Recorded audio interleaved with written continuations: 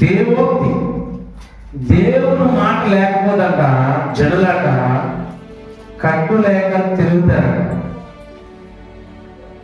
మాట కానీ సరైన మాట కానీ మనిషికి చెప్పకపోతే ఆ మాట సరిగ్గా ఆపాదన చేసుకోకుండా ఏ మాట మంచి మాట కూడా దేవుని సన్నిధిలో నుంచి కానీ మాట నుంచి కానీ మనం చెప్పకపోతే మనం వినం.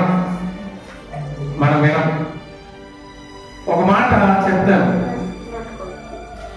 పూర్వంలో ఎద్దులను బాగా పెంచారు, దేవుడికి సమర్పించాలని చిన్నప్పుడే మొక్కేశారు.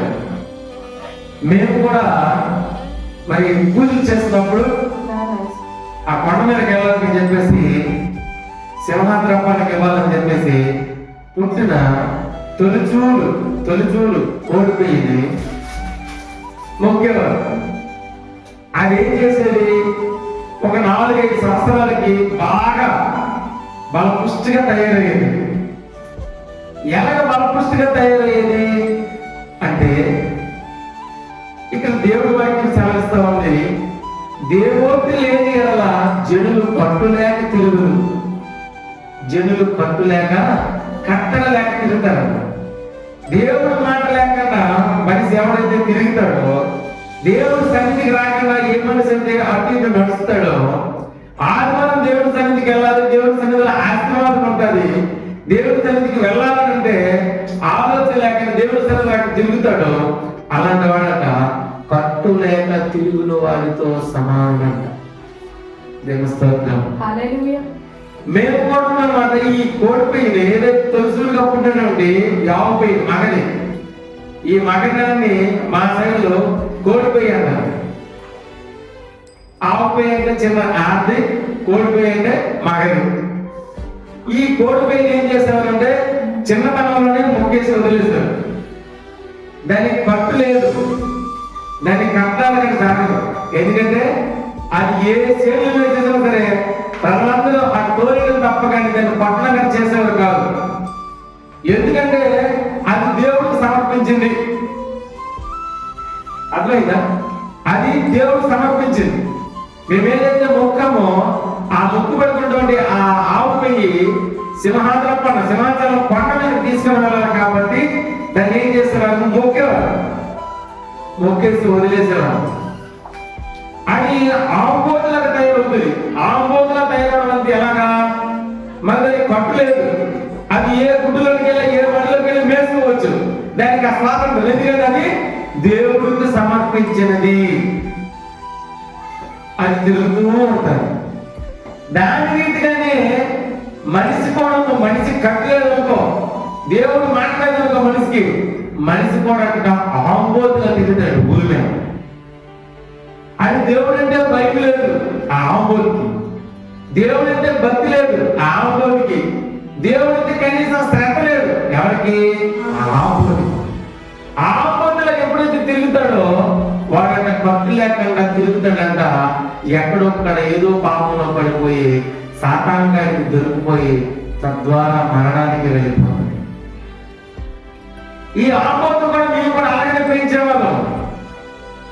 సుమారు దగ్గర 6-7 సంవత్సరాలు బాగా పెంచితే అది ఏం చేసేది అనమాట, ఇంకా ఊరి మీద ఇంకా తిరగడమే పని. నచ్చిన చేతి తినడం, నచ్చిన ఆవు నీళ్ళు పొడిసేయడం, నచ్చిన ఎన్ని నీళ్ళు పొడిసేయడం. దానికి ఎలాగ నచ్చింది ఏ ఆవులో ఏ సొమ్ముల్లో పడితే ఆ సొమ్ముల్లో చేరిపోయేది ఈ ఆవులు. దానికి అన్నీ తెంపేసేది, దానికి కట్టు లేదు, తిరుగుకుండేది. ఆఖరికి దాన్ని ఏం చేసేవారు తెలుసా, మేము బతి అంతా అయిపోయిన తర్వాత అది బాగా ఆంబోతులు తయారైన తర్వాత దాన్ని ఏం చేసేవారు అంటే ఒక పెద్ద వ్యాన్ తెచ్చి వ్యాన్కి ఎక్కించేసి తిన్నగా తీసుకెళ్ళి సింహాద్రాపన్న కొండ మీద వదిలేసేవారు. సింహాద్రాపన్న కొండ మీద వదిలేవారు. నేను ఎందుకు చెప్తా ఉన్నానంటే ఇది చేయడం తప్పు కాదు, కానీ నేను ఒక ఉదాహరణలో మీకు నేను చెప్తా ఉన్నాను. అంటే మనిషికి కట్టు లేకపోతే, మనిషికి దేవుడు భక్తి లేకపోతే, మనిషికి దేవుడు అంటే భయము భక్తి లేకపోతే మనిషి ఎలా తిరుగుతాడో ఒక ఉదాహరణ రూపంలో మేము చేసిన పూజలో చెప్తా ఉన్నాను. ఎవరికి పరిస్థితి బాబు. అయితే ఈ ఆంబోతుని ఏం చేసేవాళ్ళంటే తిన్నగా మన ఆ సింహాచలం పట్ల కొండ సింహాచలం కొండ మీద తీసుకువెళ్ళి పెట్టేవారు. నేను ప్రభు నమ్మకం. మరి దాని తర్వాత దాని పరిస్థితి ఏంటి? ఎక్కడ తిన్నట్టుగా తిరగడం అనుకున్నారా? అలా కాదు. దాని పరిస్థితి ఏంటంటే దాన్ని గంగిరెడ్లు అంటారు. మీరు ఎప్పుడైనా చూసా ఉంటారు విలేజ్ లో. ఈ గంగిరెడ్లు లేదా గంగిరెడ్లు వీళ్ళు ఏం చేస్తారంటే ఆ వెళ్ళి వాళ్ళ ఆ ఆవుని అనమాట ఆ ఎత్తున ఆ ఆంబోతుని కొనుక్కొని తీసుకొని వచ్చి దాని ముక్కుకు తాడు వేసి దాని మీద ఒక 10-20 మాతలు పడేసి ఇంకా దాన్ని ముక్కు తాడు పట్టుకొని ఇక్కడ ఊర్లో మొత్తం తిప్పుతూనే ఉంటాం. ఇంకా దాని పరిస్థితి ఎలా ఉంటుందంటే ఈ ఆంబోతు పరిస్థితి అటు లాగి వెళ్దామంటే ముక్కు తాడు, గాలంటే ముక్కు నొప్పి వచ్చేస్తుంది, బ్లాక్ వచ్చేస్తుంది. ఇంకా దాని పరిస్థితి ఎలా ఉంటుంది? ఆడు అంటే ఇలాగ ఆటలే దాని పని, మాగలి అంటే మాగలి దాని పని. దాని పరిస్థితి అంటే బానిసపోతే అయిపోతుంది. అలాగ అయిపోతుంది. ఎందుకంటే మనం చూస్తా ఉంటాం ఆ దుస్తులు పట్టుకొని ఆ గంగి వాడు చక్కగా ఇంటింటికి వస్తా ఉంటాడు. ఇంటింటికి వచ్చి దాన్ని పట్టుకొని ఆ ఆంబోతు మీద జీవనోపాధి గెలుపుకుంటుంటాడు. మనం అనుకుంటా ఉంటాం దానికి ఏంటి 10 ఇల్లు తిరిగి 10 ఆహారాలు వేస్తాం అనుకుంటాం. చాలా తప్పు. అది దొరికిన రోజు పర్వాలేదు, ఏ మంచి తల్లి అయితే పుణ్యం వస్తుందని చెప్పేసి ఒక తౌడు తేవడము, ఒక కుడికి పెట్టడం ఏదో చేస్తుంది. లేదు కొంతమంది ఏం చేస్తారు, కొద్ది బియ్యం వేసేస్తుందో వెళ్ళిపోతూ ఉంటారు. దానికి సరిగ్గా నీరే దొరకదు. ఒక్కోసారి ఒక ఊరి నుంచి ఇంకో ఊరికి వెళ్ళాలి, దాని మైలునే భాగం. ఎందుకంటే ఆంబోతు తయారైంది కాబట్టి. ఎందుకంటే సక్కలతో, ఎందుకంటే కాలుతోటి, ఎందుకంటే తుమ్మలతో తయారవుతుంది. ఎందుకో కట్టు లేకుండా 6-7 సంవత్సరాలు రైతు దగ్గర బాగా ఆంబోతులు తిరిగింది. మరి గంటగట్ల వద్దకు వచ్చేసరికి దాని పరిస్థితి ఏంటి? దాని శరీరాన్ని దాన్ని మోయడానికే కష్టమైపోతాడు. దానితో కూడా ఈ గంటగట్లో ఏం చేస్తాడు? ఒంటి మీద ఒక 20 వందలు ఊరి మీద ఉన్నటువంటి సీరలు ఒకటి కాదు, ఆ బియ్యం సంఖ్య కూడా మెడ తగ్గించేస్తాడు. నువ్వు ఆ రంటానికి పెట్టేస్తాడు. దాని పరిస్థితి జీవితాంతము భారమే. ఈ భారం భరించి ఆఖరికి ఏం చేస్తాడు? తిన్నగా తీసుకుని వెళ్ళి కట్టువాడికి అమ్మేస్తాడు. బాగా కలిసి ఉంది కదా, చక్కగా వాడు నరికేసి వాడనమాట ఆహారం చేసేస్తాడు. మరి కట్టు లేకుండా తిరిగినటువంటి ఎట్లు ఉంటాయి, ఏమిటంటారో ఆ ఎట్లు ఏం చేస్తారు తెలుసా? రైతు చెప్పుడు మాట్లాడినటువంటి రైతు ఆ ఎద్దు ఏం చేస్తారు తెలుసా? చక్కగా రైతు అయితే పచ్చగట్టి, రైతు అయితే పురుగు తిని, రైతు అయితే తౌడు తిని చక్కగా రైతుకి అన్నమాట పరమదొండానికి ఉపయోగపడి జీవితాంతం రైతు దగ్గరే ఉంటుంది. ఎందుకు? రైతు మాట వింటున్న ఎద్దు పరిస్థితి అది. రైతు మాట వినటువంటి ఎద్దు పరిస్థితి ఎలా ఉండదంటే, ఏదైతే మరి ఆ ఎద్దు ఎలా తయారవుతుంది? కొబ్బరికి ఆంబోతుగా తయారవుతుంది. లాస్ట్ కి గంగి టెండోడు చేతుల్లో పడిపోతుంది. మనిషి కూడా ఇక్కడ దేవుడి వాక్యం సెలవిస్తా ఉంది, దేవోక్తి లేని ఎడలట జనులట కట్టు లేక తిరుగుతారట. దేవోక్తి, దేవుడు మాట లేకపోతే మనుషులు అందరగట కట్టులేని తిరిగినట్టు ఆంబోతు వల్లే బయట తిరుగుతారు. ఆఖరికి మరణంలోనే పడిపోతారు. దేవుడు మాట లేకపోతే మనం ఏం చేస్తాం మనకే తెలియదు. దేవుడు మాట మనం దేవుడి సన్నిధికి రాకపోతే దేవుడి యొక్క దేవోక్తిని మనం సరిగ్గా ఎప్పుడైతే మనం ధ్యానించకపోతామో, దేవుడి మాట ఎప్పుడైతే మనం ఆస్వాదించలేకపోతామో, దేవుడి కృప మనం ఎప్పుడైతే పొందుకోలేమో అప్పుడట కట్టులేని జనంలో తిరుగుతామంట. ఆఖరికి ఎక్కడొక్కడ ఏదో ఒక పాపంలో పడిపోతాం. అందుకే దేవుడు వాక్యం చెప్తుంది, పాపం వలన వచ్చిన జీతము మరణం. ఎవరైతే పాపంలో ఉంటారో వాళ్ళకన్నా మరణం వస్తుందంట. అందుకే దేవుడు చెప్తా ఉన్నాడు, దేవోక్తి ఎప్పుడైతే మనిషి వింటాడో, ఇక్కడ ఇంకో మాట కూడా ఉంది, ధర్మశాస్త్రం అనుసరించేవాడు ధన్యుడు. దేవుడు మాట ఎవరైతే వింటారో, దేవుడు కృపణాలైతే పొందుకుంటారో, దేవుడి సన్నిధిలోకి నిరంతరం ఎప్పుడైతే ఉంటాడో, దేవుడి మీద ఏ పని చేసినా ఆడుకుని ఉన్నటువంటి జనులాక ధన్యులు. వారు ఎన్నడూ ఏ వ్యక్తి కూడా ప్రాణిగా వెళ్ళారట. దేవుడి స్తోత్రాలు. దేవుడి సన్నిధిలో ఉన్న వారికి ఎప్పుడు ఆశీర్వాదమే. దేవుడి సన్నిధిలో ఆయన అంటాడు,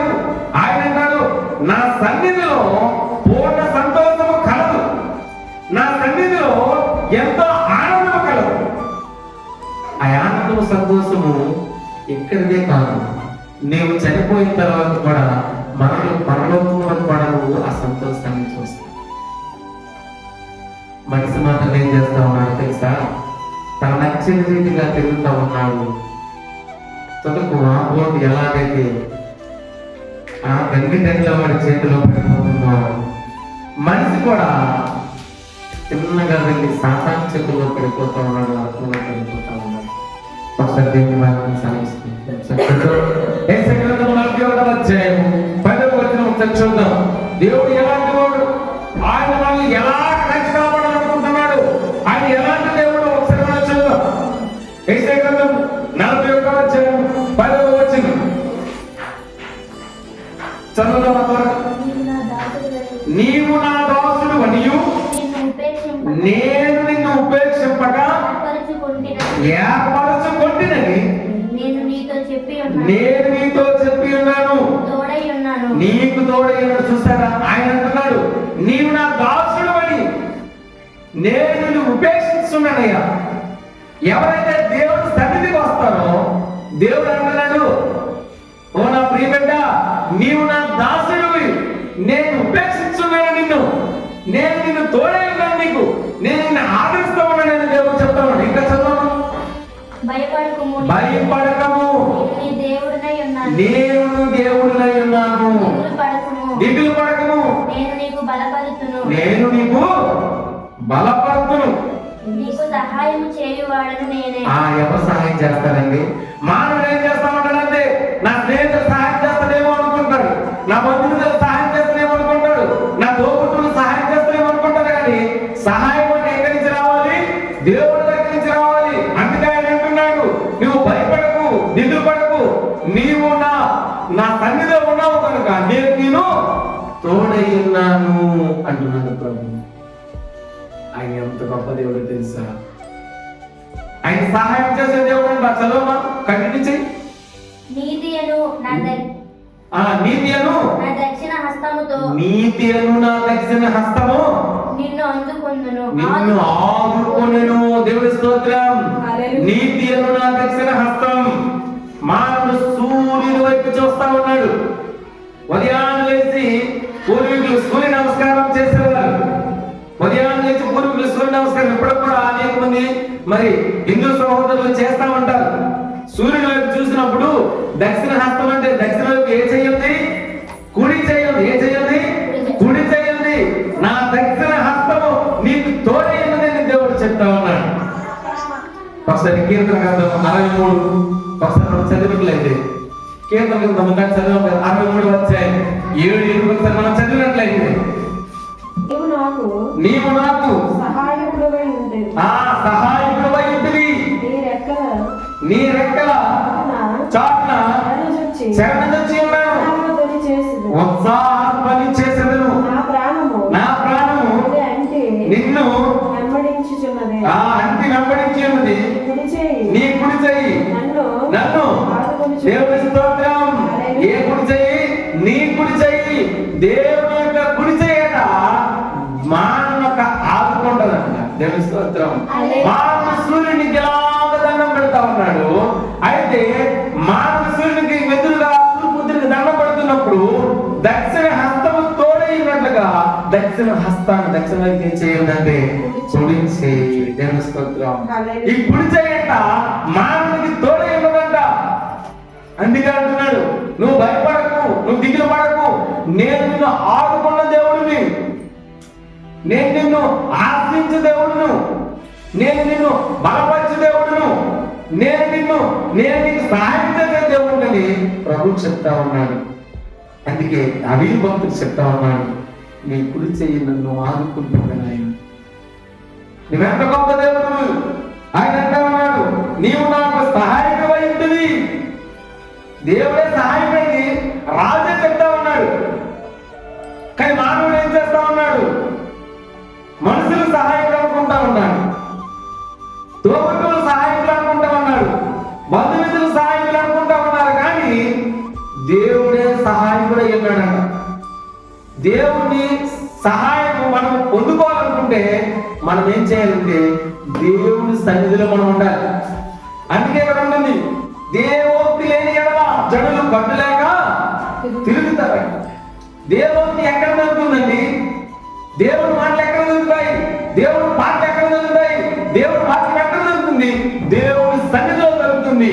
దేవుడి సన్నిధిని ఎప్పుడైతే వెళ్తావో, దేవుడి మందిరానికి వెళ్ళి ఎప్పుడైతే దేవోక్తిని ఎప్పుడైతే వింటావో, అనుసరిస్తావో, అప్పుడంట నిన్ను ఆదుకోవడానికి దగ్గరగా ఉన్నాడంట దేవుడు. దేవుని స్తోత్రం. అలాంటి దేవుడు మనం కలిగి ఉన్నాం. కానీ మానవుడు మాత్రం సొంత ప్రయత్నాలతో కట్టు లేని జనుల వలె తిరుగుతూ ఉన్నారు. సాతానుకు దొరికిపోతా ఉన్నారు, చీకటి దొరికిపోతా ఉన్నారు, పాపానికి దొరికిపోతున్నారు, నిత్య నరకంలోనికి వెళ్ళిపోతా ఉన్నారు. ఆయన అన్నాడు, నా దక్షిణ హస్తం నీకు తోడై ఉంది. అందుకే నువ్వు భయపడకు, దిగులు పడకు. 2025 సంవత్సరంలో ఒకవేళ నీ జీవితంలో భయం ఉందేమో, దిగులు ఉందేమో, 2026 సంవత్సరంలో నీ దిగులు పోతుంది, నీ భయం పోతుంది. నేను నీకు తోడై అంటున్నాడు దేవుని స్తోత్రం. అలాంటి దేవుడు మనం కలిగి ఉన్నాం. దేవుని సన్నిధికి ఎప్పుడైతే మనం వెళ్తామో దేవోక్తి మన జీవితంలోకి వస్తుంది. దేవోక్తి ఎప్పుడైతే మన జీవితంలోకి వస్తుందో మన జీవితం మార్పు చెందడానికి, మన జీవితంలో ఆశీర్వాదం రావడానికి అవకాశం ఉంది. అందుకే అంటారు, నీ సన్నిధిలో ఒక దినము గడుపుటకు 1000 దినములు శ్రేష్టము. దేవుడి సన్నిధిలో శ్రేష్టత ఉంది, దేవుడి సన్నిధిలో పరిశుద్ధత ఉంది, దేవుడి సన్నిధిలో ప్రేమ ఉన్నది, దేవుడి సన్నిధిలో ఆశీర్వాదం ఉంది, దేవుడి సన్నిధిలో గొప్ప బలము ఉంది, గొప్ప శక్తి ఉంది. ఆ శక్తిని మనం ఎప్పుడైతే పొందుకుంటామో ఈ లోకాన్ని మనం జయించగలం. ఆయన అంటారు, నేను ఈ లోకాన్ని నేను జయించాను, మీరు కూడా ఈ లోకాన్ని జయించాలని ప్రభు కోరుకుంటామన్నాడు. కానీ మనం ఏం చేస్తామంటే లోకాన్ని జయించడం లేదు, లోకంలో కలిసిపోతూ ఉన్నాం, లోకంలోనే కనుమరుగు అయిపోతా ఉన్నాం, లోకంలోనే కనుమరుగు అయిపోతూ ఉన్నాం. కనుక దేవుడి వైపు మనం ఎప్పుడైతే చూస్తామో, యెహోవా ధర్మశాస్త్రాన్ని ఎప్పుడైతే ధ్యానిస్తామో, అనుసరిస్తామో, ఆపాదన చేసుకుంటామో, మన జీవితానికి అప్లై చేసుకుంటామో, అప్పుడైనా మనము ధన్యులము. దేవుని స్తోత్రం. హల్లెలూయా, హల్లెలూయా. కీర్తన 119 ఒకసారి మనం చదివినట్లయితే మానవుడు ఏం చేస్తా ఉన్నాడు తెలుసా? తన నచ్చినట్టుగా వెళ్ళిపోతా ఉన్నాడు, తన నచ్చినట్టుగా వెళ్ళిపోతా ఉన్నాడు, ఆ మట్టి పాడైపోతున్నాడు. కీర్తన 119 ఒకసారి మనం చదివినట్లయితే, కీర్తన 119 కీర్తన 119 ఒకసారి మనం చదివినట్లయితే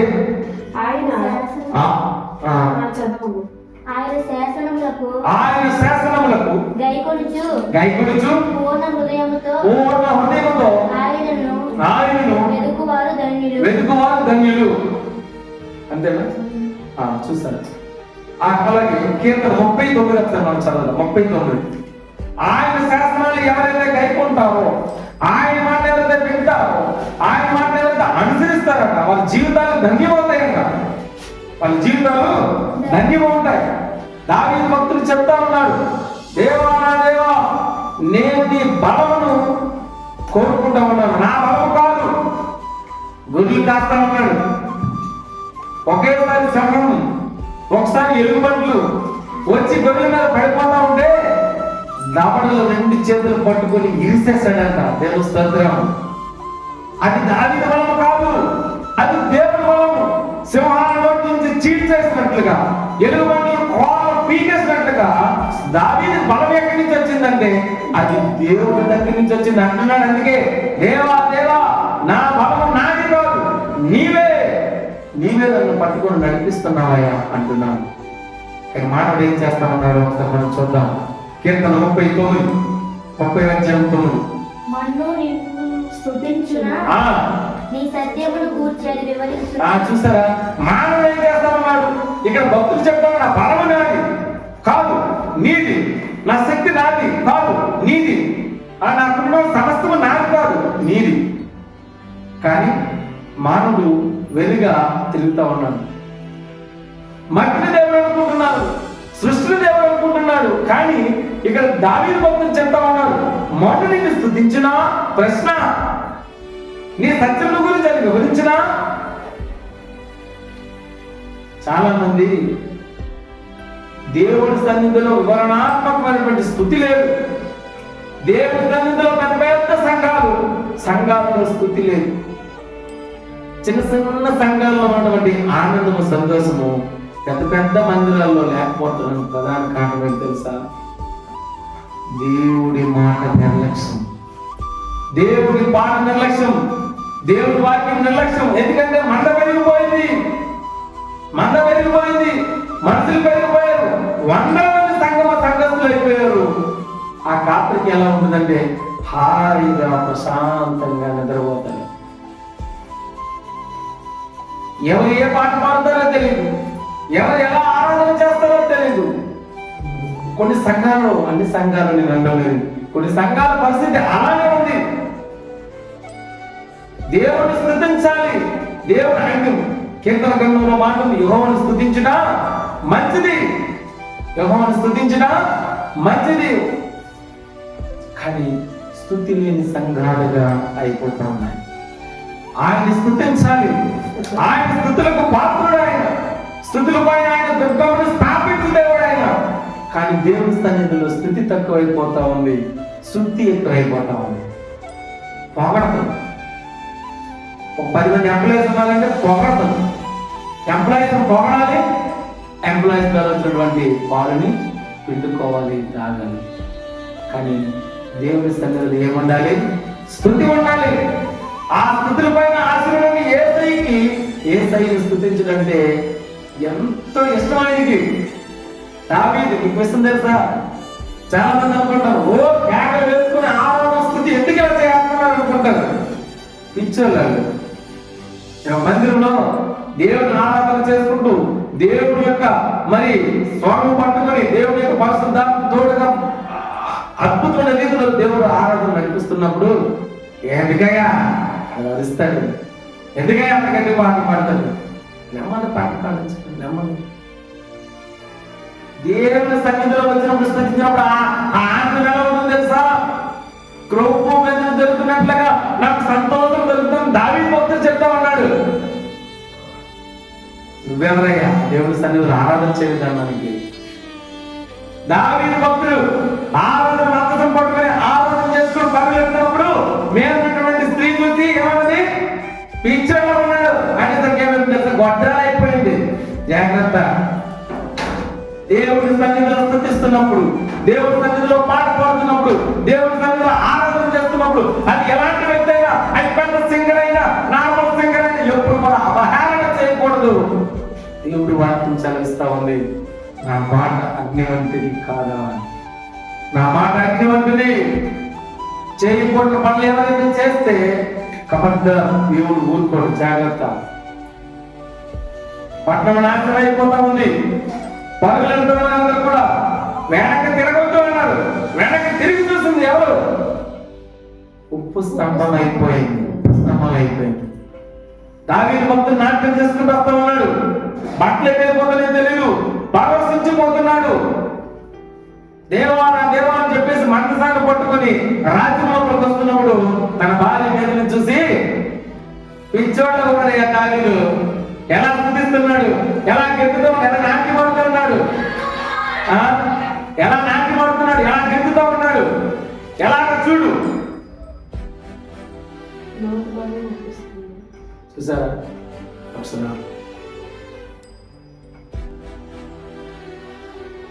చూసారా? అంటే దేవుడి సన్నిధిలో ఎప్పుడైతే మనము స్తుతిస్తామో, గణపరుస్తామట, ఆయన మనల్ని లేపుతాడు. అందుకే దేవుడి సన్నిధిలో పాటలు పాడతారు, దేవుడిని ఎక్కువ ఆరాధన చేస్తారు. దేవుడి వాక్యం కూడా చాలా ఇంపార్టెంట్ అండి. ఇక్కడ ఒక స్తుతే కాదు, అయితే దేవుని స్తుతి ద్వారా మనం ఆత్మను పరిపూర్ణంగా పొందుకుంటాం. దేవుని ఆరాధిస్తున్నప్పుడు కృష్ణ దేశ భక్తులు అంటాడు, ఆరాధించినప్పుడు అట దేవుని యొక్క హస్తమాట ఎవరి మీదకి వస్తుంది? మనుషుల మీదకి వస్తుందంట. నేను ఒక సంఘంలో ఆరాధన చేస్తున్నప్పుడు అనేక మంది వచ్చేవారు. వచ్చి అన్న నీ ఆరాధనలో మేము పాల్గొన్నప్పుడు మా జీవితాలు ఎన్నో అద్భుతాలు మేము చూస్తామన్నాను. నేనన్నాను, దేవునికి మాత్రమే మహిమ చెల్లును కాక. నాకు కాదు మహిమ, దేవునికి మహిమ. ప్రార్థించడం నా పని, స్తుతించడం నా పని, కార్యం చేయడం ఎవరి పని? దేవుడి పని, నా పని కాదు. పని కాదు, అది నా పని కాదు, దేవుని అని. కనుక దేవుని ఎప్పుడైతే మనం స్తుతిస్తామో అప్పుడు మనం ఆయన కృపను మనం పొందుకున్నాం. అందుకే దావీదు అంటున్నాడు, అయ్యా మొదటిని స్తుతిస్తుంది అయ్యా, నీ నీతిని వివరించగలదా, నీ సత్యమైన ప్రకటించగలదా? ప్రకటించలేదు, స్తుతించలేదు. అది మొదటి దేవా స్తుతిస్తుంది అయ్యా, మానవుడే నేను స్తుతించాలి. ఎందుకంటే నీవు మానవుని రూపించావు, నీ బోధకు చప్పుడు ఏర్పరచుకున్నావు. మానవుడు నేను స్తుతించాలి, ఎందుకంటే మనను మానవుడు నీ దగ్గరికి రావాలి. దేవుడు సన్నిధి, దేవుడి సన్నిధిలో ఎప్పుడైతే మనం ఉంటామో, దేవుడిని ఎప్పుడైతే మనం పొందుకుంటామో, దేవుడి వాక్యాన్ని ఎప్పుడైతే మనం అనుసరిస్తామో అప్పుడంటే మనము ధన్యులం అవుతాం. దేవుడి స్తోత్రం. అప్పుడు మనం ఏమవుతాము? ధన్యులము అవుతాం. ఆఖరిగా 139 కీర్తన 10 ఒకసారి మనం చదివినట్లయితే ఆఖరిగా దేవుడు ఏం చేయబోతున్నాడో తెలుసా? ఈ 2026 సంవత్సరంలో నిన్ను ఒక పరిమళ సువాసనగా చేయబోతున్నాడు. ఈ 2026 సంవత్సరంలో నిన్ను ఒక అద్భుతమైన రీతిగా నిన్ను తయారు చేయబోతున్నాడు. ఈ 2026 సంవత్సరంలో దేవుడు నిన్ను ఆశీర్వదించబోతున్నాడు. నీ కుటుంబం ఏ సమస్య ఉందో, నీ వ్యాపారం ఏ ఎప్పుడుందో, నీ వ్యవసాయం ఏ ఇరుకుందో దేవుడు నిన్ను చూస్తా ఉన్నాడు, గమనిస్తా ఉన్నాడు. గడిచిన సంవత్సరంలో 2025 నువ్వు ఏదైతే పొందుకోలేకపోయావో 2026 సంవత్సరంలో నిన్ను పరిమళ సువాసనగా చేయబోతున్నాడు. ఆయన నిన్ను ఆశీర్వదించబోతున్నాడు. ఆయన అంటాడు, నా కుడి చేయి నిన్ను నడిపిస్తానంటున్నాడు. 2026 సంవత్సరంలో this is the promise for you. దేవుడు చెప్తా ఉన్నాడు కీర్తన 139:10లో, అక్కడను నీ చేయి నన్ను నడిపించని. ఎక్కడ నడిపిస్తుందో తెలుసా? ఎక్కడైతే నేను ఇబ్బంది పడుతున్నాను, ఎక్కడైతే నేను బాధలో ఉన్నాను, ఎక్కడైతే నేను వ్యాధుల్లో ఉన్నాను, ఎక్కడైతే నేను ఇరుకులో ఉన్నాను, ఎక్కడైతే నేను సమస్యలో ఉన్నాను, అక్కడ నీ చేయి నన్ను నడిపిస్తుంది. దేవుని స్తోత్రం. నీ కుడి చేయి ఎవరు పట్టుకుంటుందంటే మానవ పట్టుకుంటుంది. 2026 సంవత్సరంలో ప్రియమైన భక్తుడా, ఓ ప్రియమైన ప్రజలారా, దేవుడు నీ కుడి చేయి పట్టుకోబోతున్నాడు. 2025 సంవత్సరంలో అయ్యో నాకు సహాయం చేసేవారు ఎవరు లేరు అనుకున్నావేమో, అయ్యో నన్ను ఆదరించేవారు లేరు, నన్ను నడిపించేవారు లేరు, నా కుడి చేయి ఎడం చేయి పట్టుకొని నడిపించేవారు ఎవరు లేరు, నీవు సతమనుకొని ఇబ్బంది పడ్డావేమో. 2026 సంవత్సరంలో ఆయన కుడి చేయి నీకు తోడైంది, నీ చేయి పట్టుకుని నడుస్తా ఉంది. దేవుని స్తోత్రం. సిద్ధంగా ఉండు. ఒకవేళ అలాంటి కృప ఆయన కుడి చేయి నీ చేయిని పట్టుకోవాలనుకుంటే నువ్వేం చేయాలి? దేవుని సన్నిధిలో నువ్వేం చేయాలి? గడపాలి. వారమంతయు నీది. వారంలో ఆఖరిగా వచ్చే ఆదివారం దేవుడిది, 6 రోజులు నీది, 7వ రోజు దేవుడిది. 7వ రోజు బతికిస్తున్నావా? ఉద్యోగం సేవని చెప్పేసి ఆదివారం ఎందుకంటే టీవీగా పరిమితమైపోతున్నామేమో, కాలేజీ సెలవు అని చెప్పేసి ఆటలాడుకుంటున్నామేమో, స్కూల్ సెలవు అని చెప్పేసి ఆటలాడుకుంటున్నామేమో, దేవుడు సెలవు జరగకుండా టీవీ ఓపెన్ చేసి దేవుడి వాక్యం వినుకోవాలి అనుకున్నాడు. జాగ్రత్త. దేవుడు చెప్తున్నాడు నూతన సంవత్సరంలో ప్రతి ఆదివారం దేవుడి సన్నిధిలో రావాలి. అందుకే ఆయన అంటాడు, నా సన్నిధిలో కోటి సంతోషము కలదు, ఒక్క తెలుగు వరకు 1000 దినములు శ్రేష్టము. అటువంటి శ్రేష్టత పోగొట్టుకుని ఇంటికి నువ్వు పరిమితం అవ్వద్దు. 2026 సంవత్సరంలో ప్రతి ఆదివారం దేవుని సన్నిధికి రా. దేవుని సన్నిధికి రా. మట్టి కట్టుకోకు, చీకటి కట్టుకోకు, పాపలు ఉండిపోకు. దేవుని సన్నిధికి వచ్చినట్లయితే నీవు ధన్యుడు. అలా అయితే మరి కట్టు లేక ఆ ఆంబోద్యాలకైతే బయట తిరిగేసి ఆ గంగికెండ్ల వాడి చేతిలో పడిపోయిన రీతిగా నువ్వు కట్టు లేని జల్లు వల్ల తిరిగి ఆ సాతాను చేతిలో పడి పాపంలో పడిపోయి నిత్య నరకంలో పడిపోతే ఆ దేవుడి సన్నిధి నువ్వు చేరుకోలేవు. మరలో నువ్వు చేరుకోలేవు. కనుక దేవుని సన్నిధిలో నిరంతరం గడిపి ఆయన కృపలో నువ్వు ఉండాలని దేవాది దేవుడిని